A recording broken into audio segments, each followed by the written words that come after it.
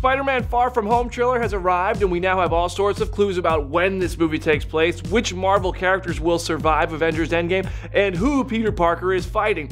What's up, Comic Book Nation? BD here with your shot-by-shot breakdown of the Spider-Man Far From Home trailer, which kicks off seeing Aunt May and Peter working together to help the homeless after she learned his secret identity of Spider-Man in the final moments of Spider-Man Homecoming. Happy Hogan shows up with a check for $500,000 sponsored by Synchrony Financial, a real-world finance company, and it is signed by Pepper Potts. This means Tony Stark's fiancée is still alive at this point and continuing to act as the co-founder and chair of the Stark Relief Foundation.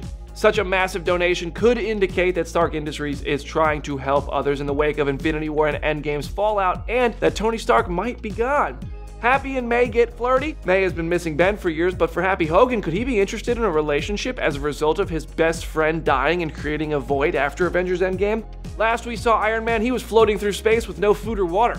To prep for a trip to Europe, Peter swings through the city and we see the Avengers Tower, which was sold in Homecoming, being rebuilt as something else. Peter's newspaper, the Daily Bugle, the Fantastic Four's Baxter Building, Norman Osborn's Oscorp. Also, the Angels, which are on top of Grand Central Station in real life, are replaced here with what certainly looks like a statue of the policemen and firemen heroes from the Battle of New York, which Captain America gave orders to in the first Avengers movie. Peter visits his old pal from the bodega, which confirms this is after Homecoming. Newspapers in this store brag about the top Queens bodega being destroyed in a blast, and even show former President Barack Obama paid a visit. Peter stuffs Uncle Ben's suitcase, as noted by BFP, and also proves he hasn't lost himself in becoming an Avenger. He still has a Mike Piazza Mets flag and a Lego TIE fighter in his room. When he gets his passport, the year is digitally removed to prevent any Avengers spoilers from being revealed in the trailer, just like the Infinity Stones were removed from Thanos' gauntlet in the Infinity War first looks.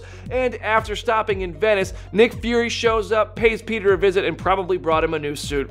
Fury has been fighting elementals, as they'll be called in this movie, with his first encounter coming in Mexico. We can pick that up by the Spanish signage and the car's license plate. This encounter alongside Maria Hill seems to be with a Sandman-inspired elemental, but we won't call him Sandman because Spider-Man 3.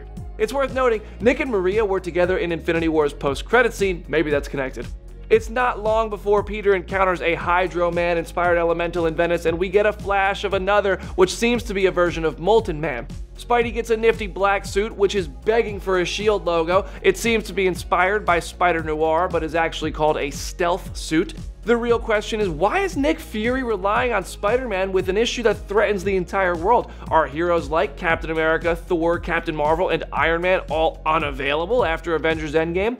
Finally, Jake Gyllenhaal drops in as Mysterio. His first appearance seems to be in Mexico, where he'll meet Nick Fury and Maria Hill based on the background and color scheme. He seems to have some info on these elementals. Maybe he created them? In his next shot, he is flying through Venice, where Peter sees him for the first time, and if we look closely, we see that he comes complete with his fishbowl head as seen in Marvel Comics. In those comics, Mysterio is a major villain who is actually a master of illusion. He was a special effects artist who chose to focus on becoming a supervillain, so maybe he lost someone in the events of the two Avengers movie and is secretly acting out against the heroes in creating these elementals.